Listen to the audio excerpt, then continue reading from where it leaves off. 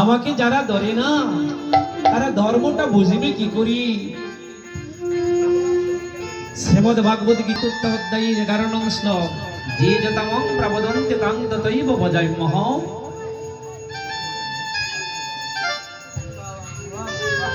মম বর্তানুবর্তন্তি মনুষ্য পার্থ সর্বস্ব। একটা কথাই ভগবান কৃষ্ণচন্দ্র অর্জুনকে বুঝিয়ে দিলেন। অর্জুন, হ্যাঁ অর্জুন, এই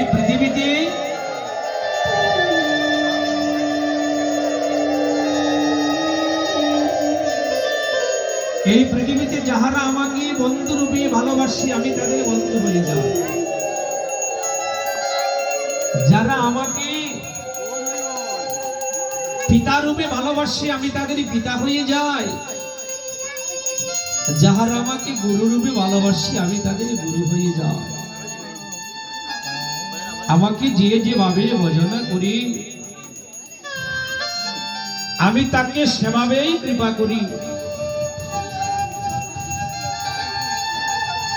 যে যাবে আমাকে ভজনা করবে আমি তাকে সেভাবেই দয়া করি, কৃপা করি।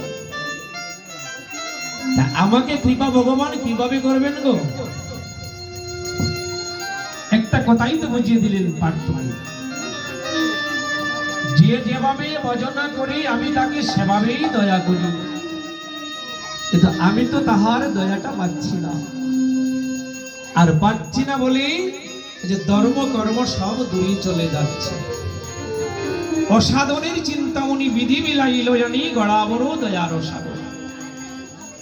এই অসাধনের চিন্তামণিকে যদি আমার অদ্বৈত প্রভু 14 বছর আরাধনা করি, সেই আরাধ্য দেবতাকে